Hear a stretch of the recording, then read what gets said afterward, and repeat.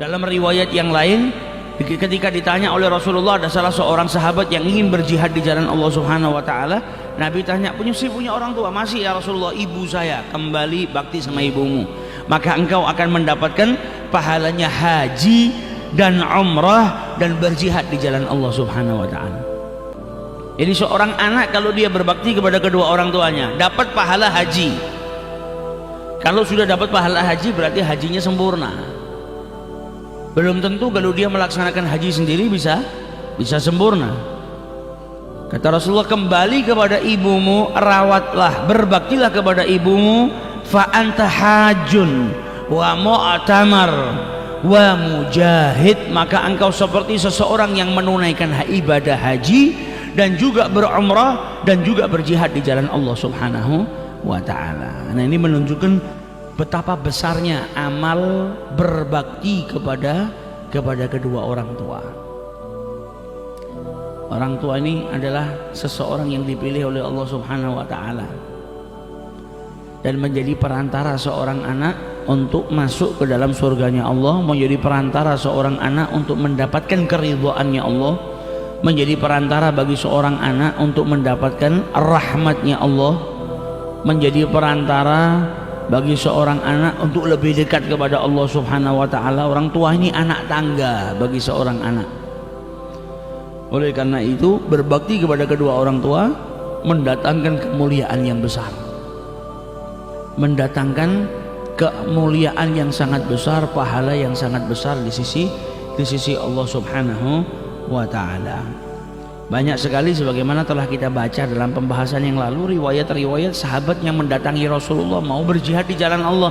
Nabi yang ditanya pertama kali sama Nabi Muhammad apa? Orang tua. Masih punya orang tua? Punya. Kembali. Surga di bawah telapak kaki ibumu. Riwayat yang lain, surga di bawah telapak kaki kedua orang tuamu. Maka berbaik-baiklah kepada mereka, berbaktilah kepada mereka, niscaya engkau akan mendapatkan surganya Allah Subhanahu wa ta'ala. Itu bagian daripada keutamaan yang Allah berikan kepada anak-anak yang berbakti kepada kedua orang tuanya. Sehingga juga disebutkan di dalam hadis bahwasanya seseorang itu diharamkan dari rezekinya sehingga menjadi sempit. Ada orang kerja nggak kaya-kaya, rezekinya sempit luar biasa, tak lain rezeki itu dipersempit oleh Allah Subhanahu wa taala karena perbuatan maksiatnya. Kalau orang nggak berbuat maksiat, rezekinya akan dilapangkan oleh Allah. Tapi ketika seseorang berbuat maksiat, rezekinya akan disempitkan oleh Allah Subhanahu wa taala. Sempitnya rezeki karena apa? Karena perbuatan maksiat. Berbakti kepada kedua orang tua adalah ketaatan, tapi berdurhaka kepada kedua orang tua itu adalah perbuatan maksiat, bahkan maksiat yang besar, yang juga menyebabkan rezeki seseorang itu dipersempit oleh Allah Subhanahu wa ta'ala. Dan sesuatu yang telah ditentukan oleh Allah atau yang disebut dengan qadha itu nggak bisa dirubah kecuali dengan doa.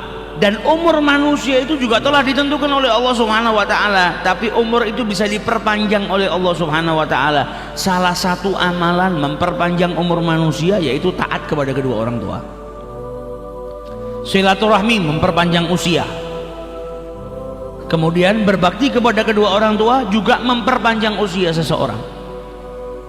Lihat berapa banyak kita saksikan umatnya Nabi Muhammad ini usianya bukan seperti umat-umat dahulu. Umat-umat dahulu ini ada yang usianya di atas 200 tahun ada yang 300 tahun, panjang-panjang. Tapi umatnya Nabi Muhammad jarang ada yang sampai melewati 100 tahun. Tapi terkadang kita dapetin orang-orang yang usianya di atas 100 tahun. Ternyata ketika ditanya amaliyahnya apa? Berbakti kepada kedua orang tua. Baktinya kepada kedua orang tua menjadikan usianya dipanjangkan oleh Allah Subhanahu wa ta'ala. Ada sahabatnya Nabi yang dipanjangkan juga usianya sama Allah Subhanahu wa ta'ala. Salah satunya siapa? Anas bin Malik. Dipanjangkan usianya karena doanya Rasulullah. Itu pun juga kalau diteliti ya karena baktinya sama orang tua. Di waktu kecil ya bakti sama orang tua luar biasa. Ibunya yang miskin mendidik anaknya Anas bin Malik ini untuk apa? Untuk taat kepada Allah dan Rasulnya. Untuk taat kepada Allah dan Rasulnya. Dididik mulai dari kecil untuk cinta sama Nabi Muhammad. Akhirnya ketika Nabi Muhammad masuk ke Madinah, maka Anas bin Malik diberikan oleh ibunya kepada Nabi Muhammad. Ini anak saya Anas, saya jadikan pembantumu ya Rasulullah. Maka ibunya pernah minta sama Rasulullah agar anaknya Anas bin Malik ini didoakan. Ya Rasulullah, khawaidimuka Anas ud'ullah lahu. Doakan anak saya ini Anas bin Malik, pembantu kecilmu ini. Maka didoakan oleh Rasulullah, Allahumma atil umrahu wa akthir malahu wa waladahu wa ghafir dhanbahu. Doa yang terakhir ini wa ghafir dhanbahu, ada yang riwayat lain mengatakan wa adkhilhul jannah, dan masukkan dia ke dalam surga. Kata Anas bin Malik, semua doanya Nabi mustajab. Yang pertama, Anas bin Malik didoakan sama Nabi, Allahumma akthir malahu wa waladahu, perbanyak hartanya dan anaknya. Kata Anas bin Malik apa? Kebun saya ini setahun panen 2 kali, padahal kebunnya orang lain itu setahun panen sekali, tapi kebun saya panen 2 kali. Bahkan di kebun saya itu terkadang datang angin yang membawa aroma yang sangat wangi, wanginya lebih daripada kasturi. Hartanya berlimpah, jadi orang yang kaya luar biasa. Doanya Nabi apa? Perbanyak anaknya. Anas bin Malik punya anak 125 orang, semuanya lelaki semua, hanya 2 anak wanita. Diberi keturunan yang banyak oleh Allah Subhanahu wa taala berkat doanya Nabi Muhammad, dan juga dipanjangkan usianya. Makanya Anas bin Malik dikatakan sahabat yang terakhir kali wafat di negara Syam. Ada riwayat yang meriwayatkan usianya 99 tahun, ada 103, ada 106, ada 120 tahun. Perbedaan ulama tentang wafatnya Anas bin Malik di usia keberapa. Umurnya dipanjangkan oleh Allah sehingga dalam sebuah sejarah Anas bin Malik ini pernah berkata, yang dicatat oleh salah seorang yang hidup di zamannya, beliau pernah berkata, saimtul haya, aku ini sampai bosan dengan hidup, sudah kepingin cepat-cepat wafat berjumpa dengan Rasulullah Shallallahu Alaihi Wasallam. Sehingga beliau katakan, aku sudah merasa bosan dengan kehidupan, sehingga aku berharap doanya Nabi yang keempat ini cepat-cepat diijabahi sama Allah, wa adkhilhul jannah, dan masukkan Anas ke dalam surganya Allah Subhanahu wa ta'ala. Birrul walidain, amaliyahnya seseorang yang menjadikan orang tersebut umurnya dipanjangkan oleh Allah Subhanahu wa ta'ala, yaitu dengan berbakti kepada kedua orang tuanya. Begitu juga dengan Uwais Al-Qarani, bukan sahabat tapi sahabat minta doa kepadanya, bukan sahabat tapi Nabi Muhammad memberikan kabar kepada umat ini bahwa Uwais Al-Qarani nanti akan bisa memberikan syafaat, membantu orang yang sangat banyak jumlahnya. Karena apa? Amalnya berbakti kepada kedua orang tua. Orang di negaranya semua pernah pergi ke Madinah, orang di negaranya selalu sibuk, mulutnya ini apa? Dhahabtu ila Rasulillah, aku kemarin pergi ke Madinah ketemu sama Rasulullah. Wes kepingin pergi tapi punya ibu tua, izin sama ibunya, kata ibunya, siapa yang ngurus saya kalau engkau pergi? Siapa yang mengurus kambing-kambing kita kalau engkau pergi?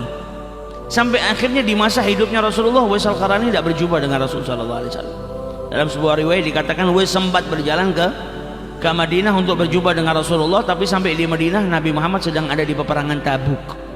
Dan wasiat ibunya apa? Sampai di sana ketemu nggak ketemu cepat pulang, karena saya butuh dirimu. Baktinya kepada orang tua sampai menjadikan Uwais Al-Qarani ini bukan sahabat, tapi para sahabat minta doa kepada dirinya. Sampai Rasulullah mewasiatkan kepada Sayyidina Umar, nanti kelak anak ini Uwais Al-Qarani akan datang setelah wafatnya Nabi Muhammad.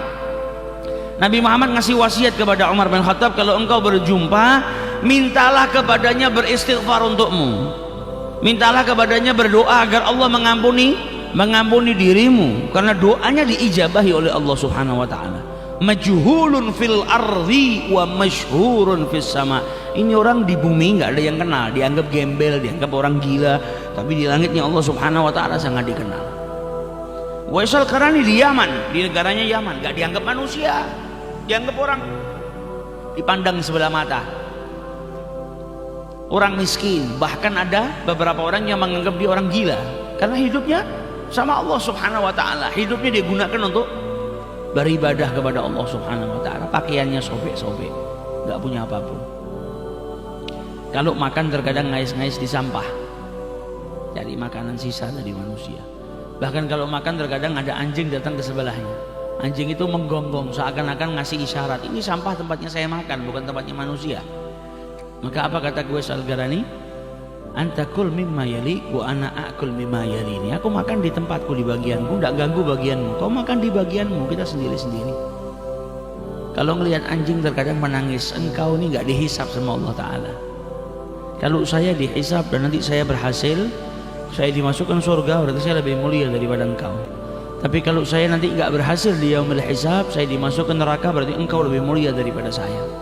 Hatinya Uwais Al-Qarani, hati yang sudah dekat sama Allah Subhanahu wa ta'ala. Makanya ketika datang ke Mekah, ketika datang ke Madinah, Sayyidina Umar bin Khattab teringat dengan sabdanya Rasulullah. Ada rombongan dari Yaman datang, ditanya sama Sayyidina Umar, afikum Uwais? Apakah ada di antara kalian yang bernama Uwais? Maka orang-orang Madinah ini bingung, Uwais siapa yang kau maksud wahai Amirul Mukminin? Kami ini nggak kenal orang nama Uwais kecuali salah seorang miskin yang pergi sama kami ini ikut rombongan jaga unta-unta kami. Dia ada di ujung Madinah, mengembalakan unta-unta kami, ngasih makan, ngasih minum, mandikan unta kami, memperistirahatkan unta kami. Gak ada Uwais yang lain, karena mereka nggak masuk di kepala mereka, nggak masuk di otak mereka. Kalau yang dimaksud sama Umar bin Khattab Uwais itu, karena Uwais ini orangnya nggak dipandang. Kami nggak kenal orang nama Uwais kecuali itu. Kata Sayyidina Umar, antarkan saya ke sana. Sayyidina Umar ngajak Sayyidina Ali, ayo kita pergi temuin Uwais. Ini yang diwasiatkan sama Rasulullah. Bahkan Nabi Muhammad ngasih tanda-tanda Uwais ini pernah punya penyakit baras, punya penyakit seperti belang putih-putih di badannya, dan dia minta sama Allah agar disembuhkan dari penyakit belangnya. Disembuhkan sama Allah, tapi dia minta disisakan sedikit, sehingga ada sedikit daripada penyakit belangnya itu di telapak tangannya yang besarnya seperti logam dirham. Kenapa minta disisakan sedikit? Supaya kalau ngelihat teringat pernah diberikan sakit sama Allah Subhanahu wa ta'ala, sehingga dia bisa bersyukur kepada Allah Subhanahu wa ta'ala, disembuhkan. Sampai seperti itunya. Didatangi sama Sayyidina Umar. Sayyidina Umar minta doa, sampai Uwais Al-Qarani berkata, apa engkau Amirul Mukminin minta doa sama saya? Nggak pantas. Kata Sayyidina Umar, apa? Nggak masalah pantas nggak pantas, Rasulullah yang nyuruh saya minta kepada. Akhirnya didoakan sama Uwais Al-Qarani. Ditawarin sama Sayyidina Umar, dari sini kau mau kemana? Irak, Basrah. Kalau begitu tunggu saya ambilkan uang dari Baitul Mal. Kata Uwais, apa ini? Saya punya uang, upahnya mengembalakan unta 4 dirham. Nggak tahu apakah uang ini saya masih bisa hidup sampai uang ini habis. Ibarat kata 40 ribu rupiah. Kita mungkin kalau di Solo bisa makan 4 bungkus lah, bisa pagi siang malam ketemu sarapan lagi. Saya nggak tahu apakah uang ini habis dan saya masih hidup. Bisa jadi baru saya pakai sedikit saya sudah mati. Saya nggak butuh, cukup ini. Kalau begitu saya ambilkan pakaian yang bagus. Kata Sayyidina Umar, pakaiannya sudah compang-camping, sudah jelek. Oh ini masih bagus, masih bisa dipakai. Saya nggak tahu apakah saya masih hidup ketika pakaian ini sudah sobek-sobek dan sudah tidak layak dipakai. Selagi masih bisa saya pakai. Kalau begitu saya akan kabarkan ke Malik al-Basrah, yang megang Basrah, gubernurnya, supaya dia ya'tani bika, memperhatikan dirimu, bantu dirimu. Kata Uwais, jangan. Saya lebih suka seperti orang yang nggak dipedulikan, orang biasa, rakyat biasa, nggak ada yang kenal. Saya lebih suka. Ini hatinya orang yang sudah dekat sama Allah, orang yang bakti sama orang tuanya, sudah nggak ada lagi penyakit hati. Berbakti kepada Allah ini jadikan hatinya orang bersih, jadikan dijauhkan daripada penyakit-penyakit hati, dijauhkan sama Allah Subhanahu wa ta'ala dari al-qadarat, kotoran-kotoran yang menjadikan hatinya manusia kotor. Kemudian kata Rasul sallallahu alaihi wasallam, wasiatnya Nabi Muhammad sallallahu alaihi wasallam kepada umatnya. Apa wasiatnya? Birru abaukum tabarrukum abnaukum. Berbaktilah kepada ayah-ayah kalian, kedua orang tua kalian, niscaya anak-anak kalian pun akan berbakti kepada kalian. Wa'ifu ta'iffa nisa'akum, jagalah diri kalian dari wanita yang tidak halal bagi kalian, niscaya wanita-wanita kalian pun akan dijaga oleh Allah Subhanahu wa ta'ala. Ini wasiatnya Nabi Muhammad, penting, karena sebagaimana dijelaskan, kama tadinu tudan, apa yang kau perbuat akan kembali kepada dirimu. Engkau bakti sama orang tua, anak-anakmu bakti. Engkau durhaka kepada kedua orang tuamu, anak-anakmu kelak juga akan durhaka kepada dirimu. Apa yang kau perbuat kembali, hukum alam kalau disebutnya, yang kau perbuat kembali. Maka wasiatnya Nabi Muhammad apa? Birru aba'akum, baktilah kepada kedua orang tuamu. Apakah seluruh orang tua kita harus berbakti? Seluruh orang tua, mau dia orang tuanya saleh, mau dia orang tuanya kafir sekalipun, anaknya wajib berbakti. Apakah harus taat semua kepada semua perintahnya? Selagi tidak menyimpang dari syariatnya Allah harus taat. Andai kata menyimpang daripada syariatnya Allah, dia tidak wajib mengikutinya, tapi bukan berarti menjadikannya diperbolehkan untuk durhaka. Tetap harus hormat, harus taat sama orang tuanya, harus bakti sama orang tuanya. Gak ada illah, mau orang tuanya kafir terus orang tua saya kafir kok, nggak nyembah Allah Ta'ala, buat apa saya taat kepada dirinya? Tetap engkau suruh taat. Yang nggak diperbolehkan kalau sampai dia memerintahkan kepadamu apa? Perkara-perkara yang dilarang oleh syariat, bertolak belakang dengan syariat. Tapi adapun penghormatanmu, baktimu, cintamu tetap diminta sama Allah Subhanahu wa Ta'ala. Justru orang-orang yang orang tuanya bukan orang tua yang soleh, itu ujiannya lebih besar. Termasuk daripada ketaatan seorang anak kepada kedua orang tuanya apa? Berharap orang tuanya masuk surga. Termasuk ketaatan anak kepada orang tuanya apa? Berharap orang tuanya itu berbuat baik, beramal soleh. Berarti engkau dituntut bagaimana caramu merubah orang tuamu dengan cara yang berbeda, bukan dengan cara kita sama teman kita. Karena bicara sama orang tua ada adabnya. Orang tua mungkin belum sholat terus kita mengingatkan, beda dengan kita mengingatkan anak kita. Kalau anak tinggal ngomong ayo sholat, jam segini belum sholat, sama orang tua nggak bisa seperti itu. Ada adabnya, jangan sampai niat baikmu malah justru mendatangkan kemurkaan Allah. Ketika orang tuamu marah, Allah murka kepada dirimu. Ada adabnya.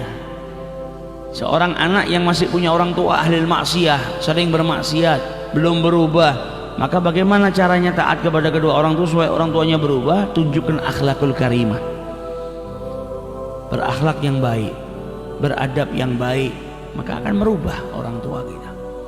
Dan ketaatan kita kepada orang tua, kita niatkan, ya Rabb, saya taat kepada orang tua saya dan saya berharap Engkau memberikan imbalan dengan memberikan hidayah kepada kedua orang tua aku. Maka amal kita ini akan menjadi hidayah bagi kedua orang tua yang belum mendapatkan hidayah daripada Allah Subhanahu wa Ta'ala. Hati-hati, jangan sampai durhaka.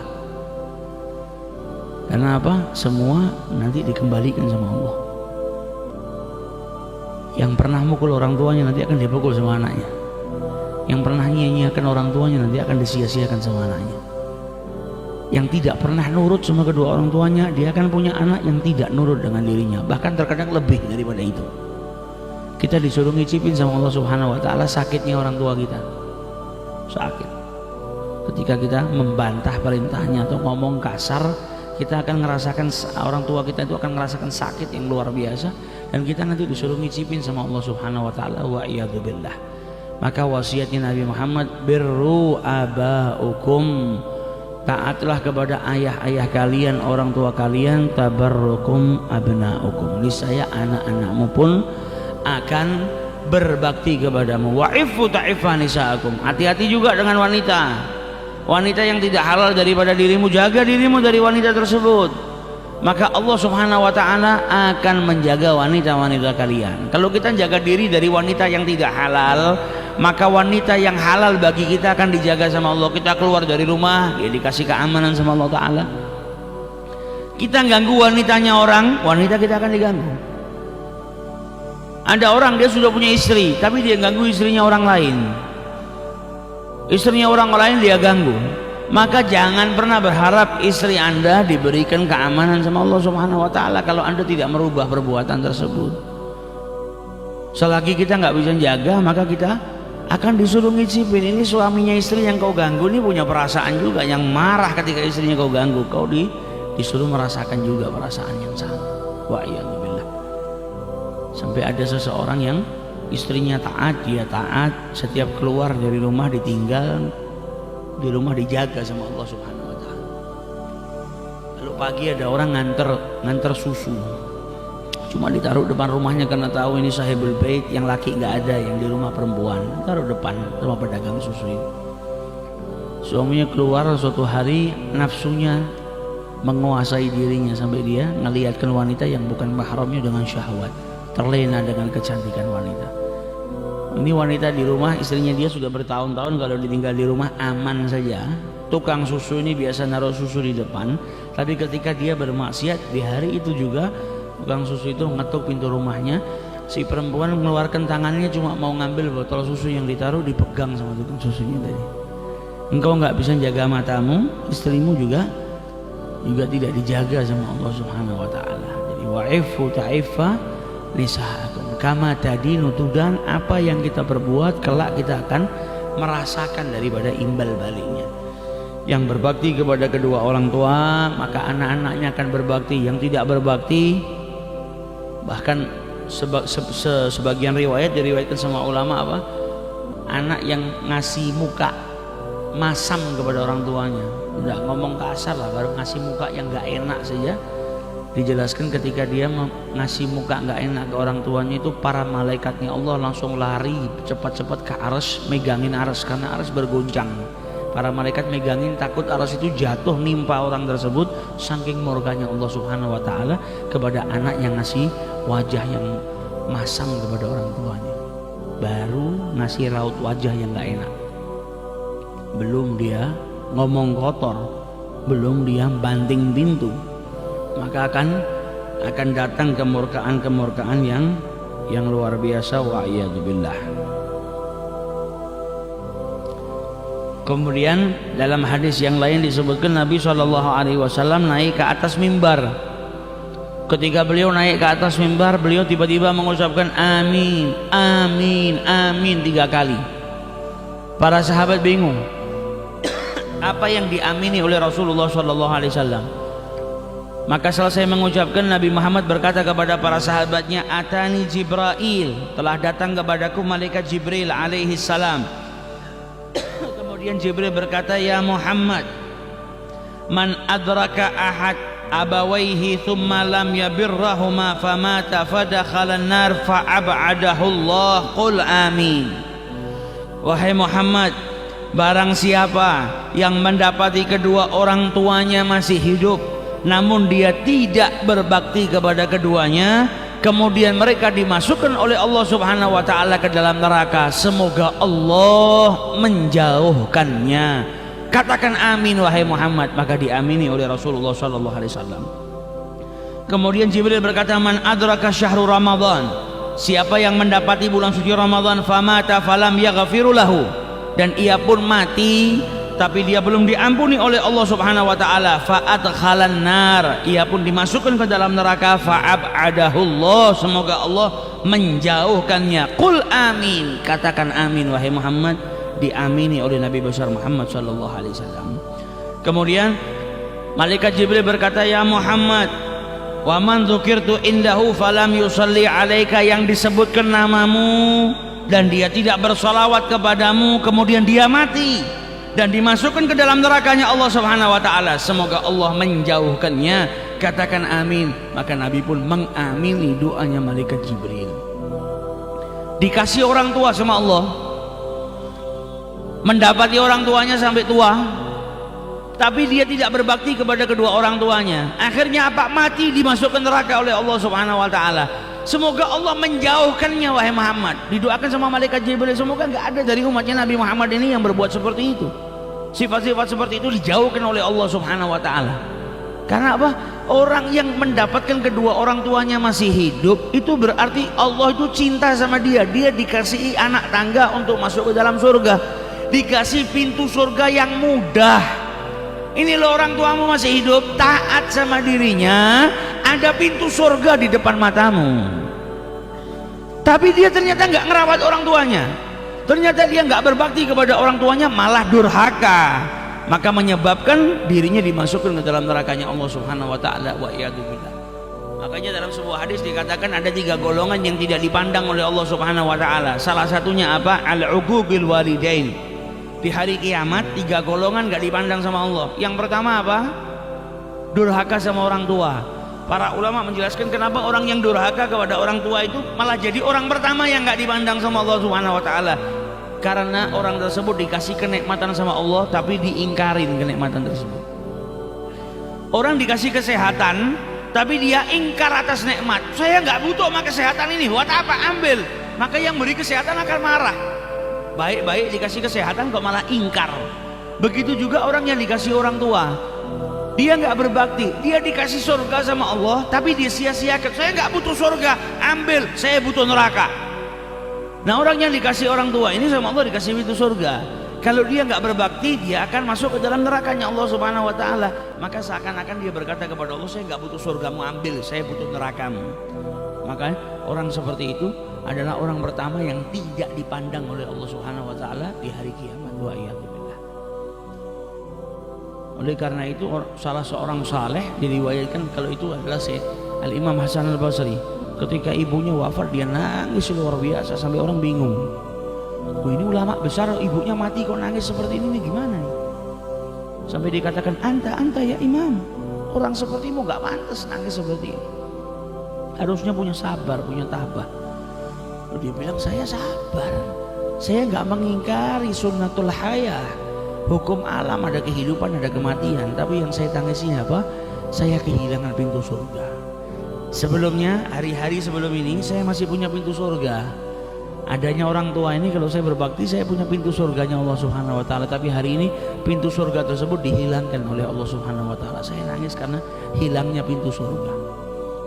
Maka dari itu kita yang punya orang tua ini jangan sampai kita sia-siakan. Nanti kita nggak disia-siakan sama anak kita.